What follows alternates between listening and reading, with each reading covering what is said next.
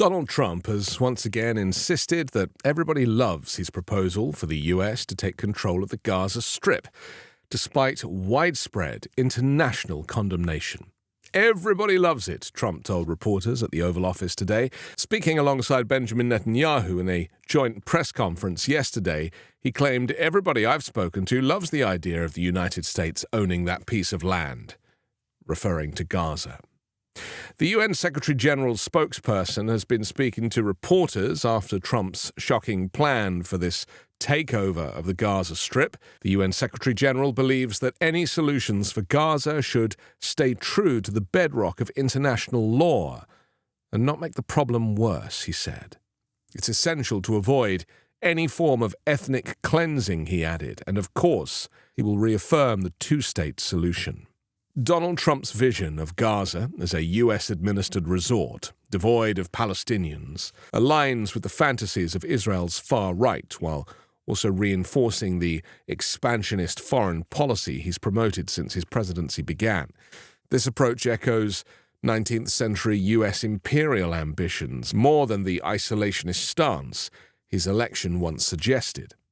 At Tuesday's joint press conference, Benjamin Netanyahu appeared momentarily unsettled when Trump, negotiating as he does in real time, stated that the US opposed Israeli ownership of Gaza.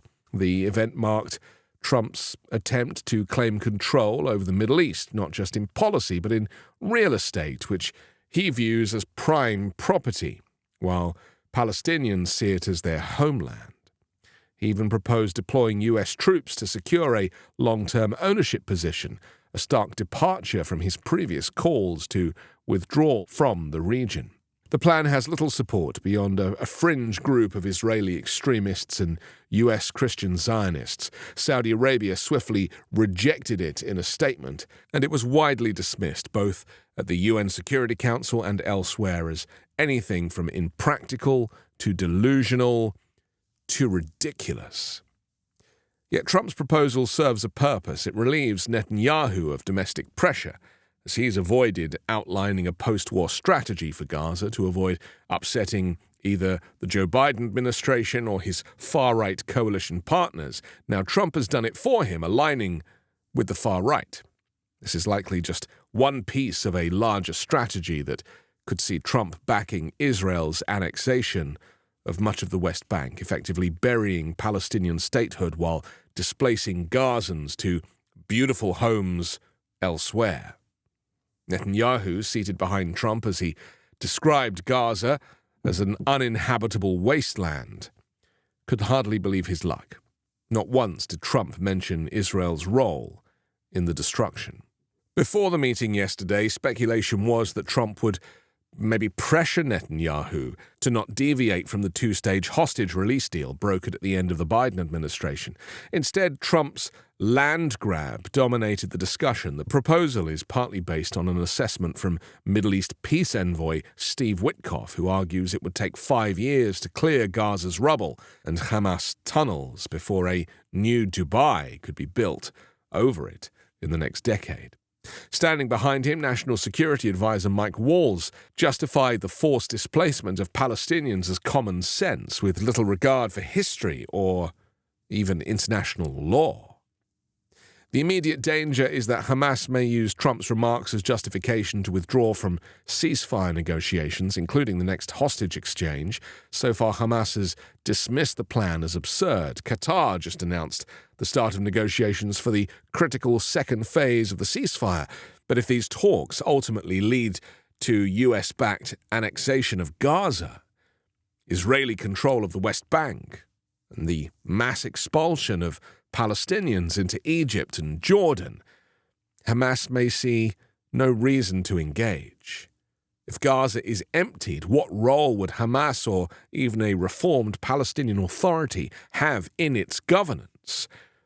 Could Donald Trump, in his desire to turn this into a reality TV show-style real estate event, upset this peace deal, hostage transfers, the effort that has gone into this diplomacy over months, years, and even decades? For now, Hamas is likely relying on the near-universal rejection of Trump's plan by Arab and European leaders. Jordan and Egypt, identified as destinations for displaced Palestinians, have flatly refused to cooperate, and no amount of U.S. financial incentives will sway them. Trump, however, appears convinced that this resistance can be overcome. I mean, who can resist a great real estate deal? Turning the Gaza Strip into a Riviera, I think was the word that he used. Apparently it was Jared Kushner that had staked out this land previously and had tipped Trump off that this was a potential great deal for Trump, the Trump organization, as a developer, and now the United States with him as president. Like Netanyahu, Donald Trump doesn't believe in a two-state solution, despite it being the policy of the United States and of the international community. With no adults in the room, Trump doesn't really understand that ethnic cleansing under U.S. sponsorship would be untenable. The forced removal of 2 million Palestinians under U.S. oversight would permanently destroy America's standing in the Middle East. Meanwhile, Israel is ending its cooperation with the UN's Human Rights Council, just a day after Donald Trump signed an executive order ending the United States' participation in the UNHRC. It seems that with Donald Trump in charge, all rights of all humans are off the table. I'm Anthony Davis. You can find me on the 5 Minute News YouTube channel and podcast, on Wednesdays co-hosting Uncovered, and on Sunday on The Weekend Show with Midas Touch.